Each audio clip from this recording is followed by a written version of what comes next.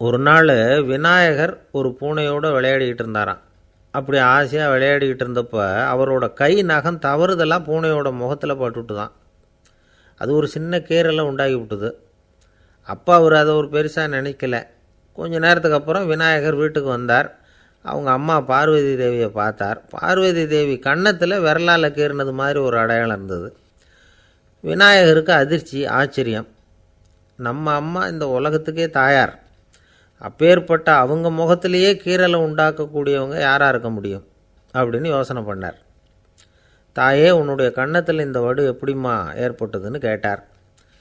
குழந்தாய், இது நீ செஞ்ச காரியம்தான்ப்பா.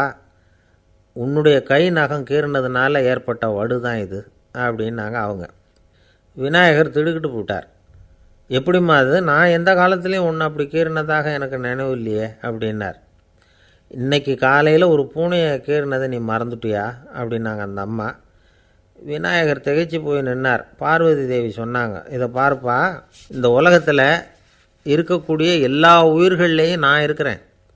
நான் தான் இந்த உலகமாக ஆகியிருக்கிறேன். ஆகையினால நீ யாரை துன்புறுத்தினாலும் அது உண்மையிலேயே என்ன துன்புறுத்தினதாக தான் வந்து முடியும் அப்படின்னாங்க. விநாயகர் மனசுக்குள்ளே ஒரு வெளிச்சம் ஏற்பட்டு தான். அதுக்கப்புறம் அவர் யாரையுமே கல்யாணம் பண்ணிக்காததுக்கு அதுதான் காரணமாக.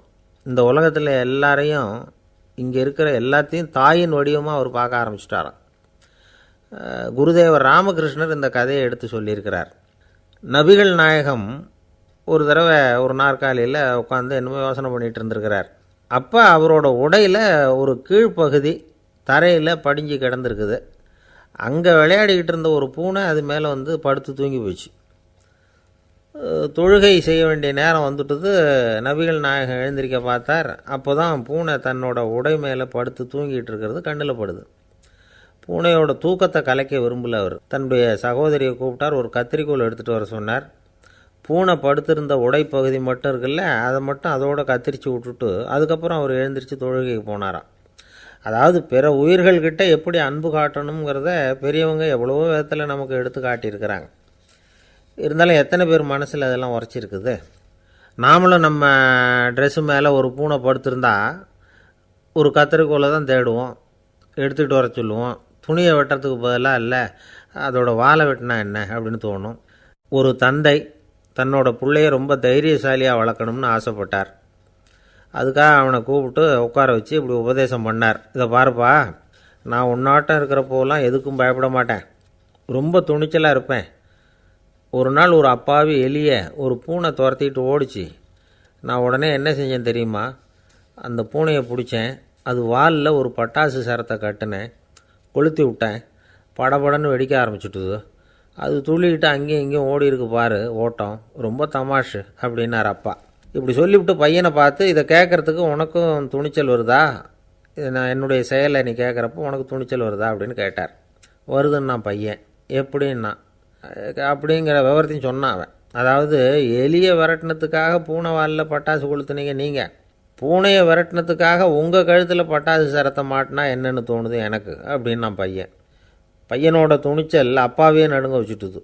ஒரு ஆள் ரொம்ப பிரியமாக ஒரு பூனையை ஆற்றுல குளிப்பாட்டிகிட்டு இருந்தானா. எப்படி?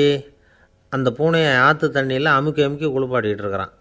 அந்த வழியாக போன பெரியவர் ஒருத்தர் இதை பார்த்தார். இதை பார்ப்பா, பூனையை அது மாதிரி ஆற்று தண்ணியில் அமுக்கி குளிப்பாட்டாத, மூச்சு திணறி செத்து போடும் அப்படின்னு அட்வைஸ் பண்ணார். நீ போய் அவன் வேலையை பார்த்துக்கிட்டு, எனக்கு எல்லாம் தெரியும்னா இவன். சரின்னு அவர் போயிட்டார். கொஞ்ச நேரம் கழித்து அவரே அந்த வழியாக திரும்பி வந்துக்கிட்டு இருந்தார். ஆற்றுல பூனையை குளிப்பாட்டிக்கிட்டு இருந்தவன் அழுதுகிட்டு உட்காந்துருக்கிறான்.